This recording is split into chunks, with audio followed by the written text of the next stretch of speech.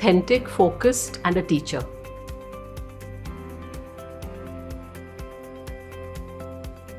When I wake up every morning, I tell myself that the universe has put me in this particular space, at this particular moment, in this particular context for a specific reason. And it is my job to do the best at whatever purpose has been assigned to me.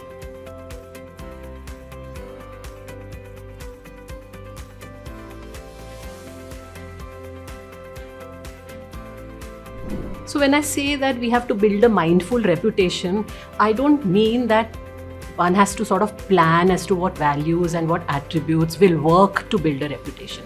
I think what one needs to focus on is what are our inherent strengths and then play to those strengths. So for example, from a very young age, I believe that I took a lot of accountability for situations around me, and therefore I honed that skill. So how does one take accountability for the successes? How does one take accountability for all the messes that are around oneself, for yourself, for your team, for your career, and then do the best by taking ownership and control of that situation.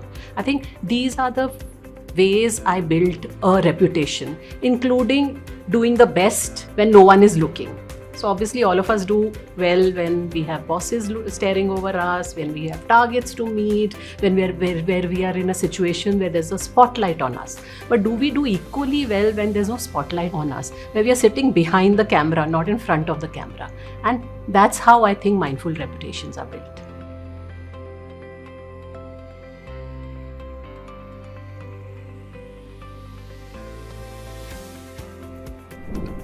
So much before diversity became an agenda item in boardrooms, I have focused a lot on encouraging women to rise up, to lead, to take control of their destinies. And I've done it in myriad ways. So whether it was through writing the 2 books that I have written, or whether it was through a lot of mentorship, lectures, working with women and telling them how they need to stay back in the workforce. Today, through Azole, what we are trying to do is build women empowerment at the grassroots level.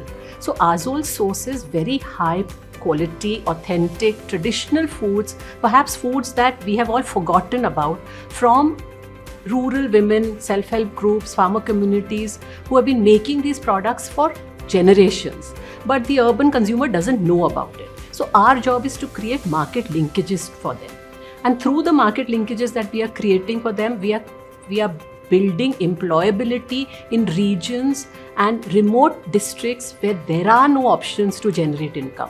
As a consequence, we are creating financial empowerment for women, but even more importantly, what we are doing is giving them a sense of confidence that my product is finding a market across the country. And the moment that happens, they are feeling extremely empowered and almost becoming role models for the other women in the villages and communities to say that if I can do it, so can you.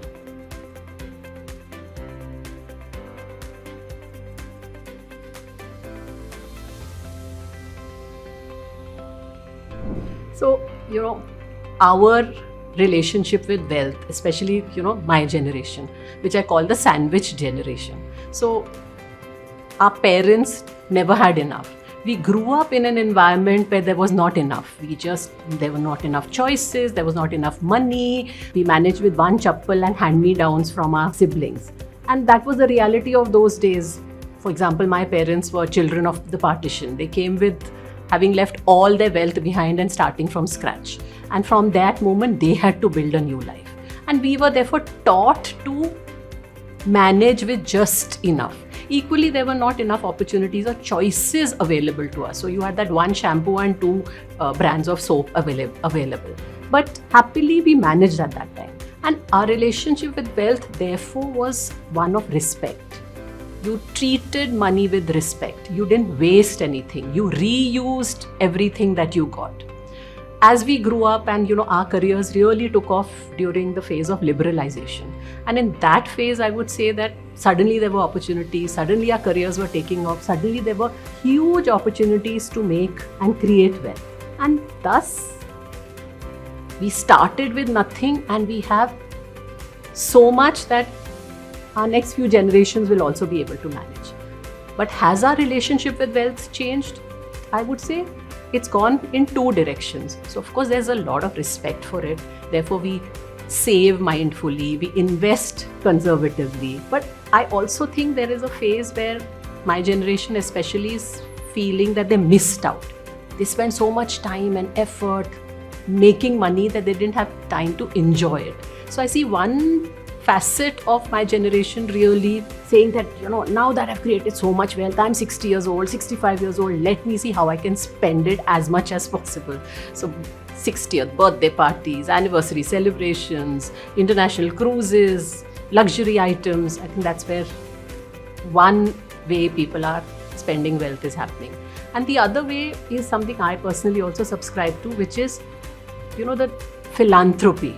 We didn't have anything, we got so much. I feel it's our duty to give back.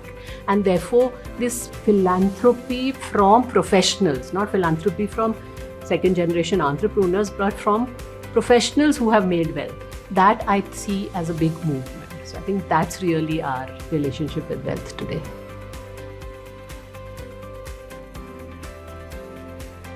As I said, we started with having nothing. So there was no money to invest or to save. And the moment you started making some amount of money, the first thing you did is buy a house as a safety measure. And therefore you started paying your EMIs, and again there was no money to invest and save. Over the period as we started creating and making wealth for ourselves, I think our approach to investment and saving has had its roots in how we started interacting with money. So there is a conservative approach, there's an approach of taking no risks, there's an approach of saving as much as you can, spending wisely. I would say the biggest risk I have taken, for example, is starting Azol with my own funds. And that also I won't classify as a risk, it's more of a philanthropic initiative.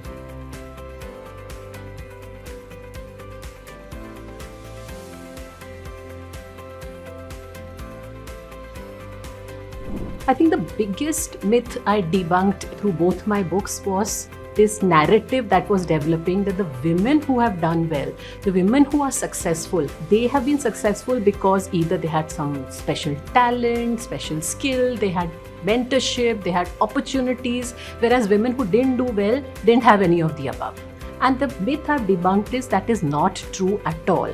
I think women face the same challenges, whatever situation you are in, wherever you are, women have the same set of challenges. The women who succeeded despite the challenges.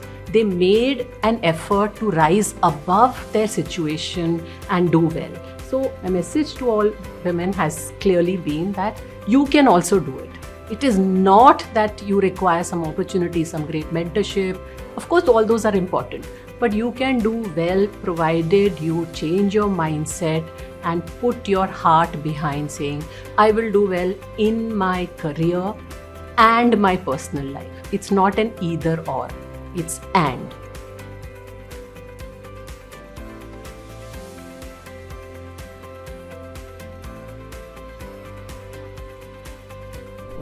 I think women need to firstly develop a sense of self-belief and confidence. They have the talent, they have the skills, they have the ability to work hard, they have the ability to multitask, but they have to believe in themselves first before they expect the world to believe in them.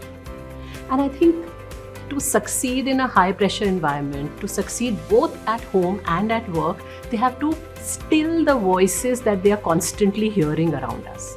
So I think women are constantly barraged with expectations that society sets on them, socializing that society does. So on the one hand, you're told that you have to be a good wife, a good mother, a good daughter, a good corporate woman. Also, if you can do pottery at the same time, that will be great. So you're expected to do so much more. On the other hand, I think we bring up our daughters to feel lesser than what they are. We minimize them. Don't talk loudly, don't show your teeth, why are you wearing short clothes, why are you going out late in the night? And we end up minimizing them. You can't do this, you can't drive, you will not be good at maths, you're a girl, what sports will you play? So we end up minimizing them. On the one hand, there is this expectation that you should do so many things. On the other hand, we are telling them you can't. And this paradox is something that confuses women. This is the stress point that women deal with. And that is what they have to sort of dull out. They have to say, I'm not going to hear any of these external voices. I'm not going to be dependent on the expectations that the world is setting on me. I will do what I want to do. I will decide my own expectations. I will decide whether I have succeeded or not against the barometer I have put in place.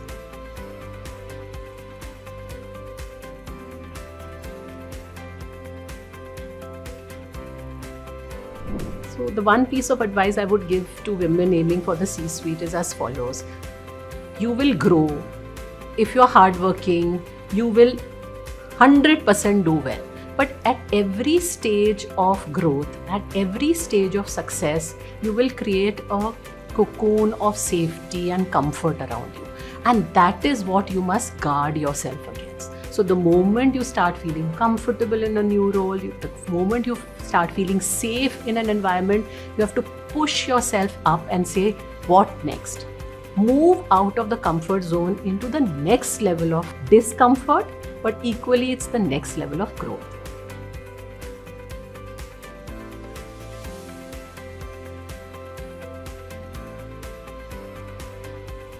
So it's not a song, it's a poem.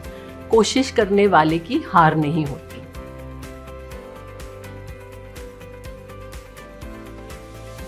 So when I was young, I had a big crush on Kapil Dev.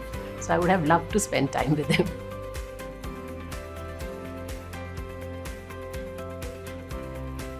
Mary Oliver, she's a wonderful poet and she really talks about how we must all love life. She talks a lot about nature and she's absolutely wonderful.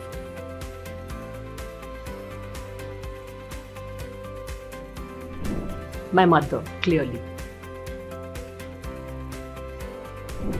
There is no substitute for hard work. I'm a very good problem solver. So from solving problems or where have I misplaced my keys to figuring out how to solve the country's GDP issues, I have answers to everything.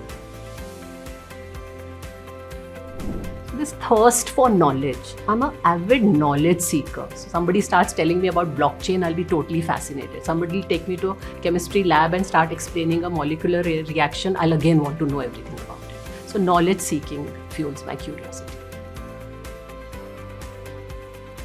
So the habit I'm trying to quit at work is really this tendency to just come and sit at your desk and not get up. And I think that's, as we all know, sitting for 7-8 hours is not good for our health. So I'm trying to inculcate this habit of getting up every few minutes or every half an hour walking around. The habit that has done well for me, I won't say changed my life, really is this ability to do a task immediately. So I don't procrastinate at all. Both. Delegation. Started with balanced, now at this age moved to conservative. Clearly India. I'm a big believer in Viksit Bharat.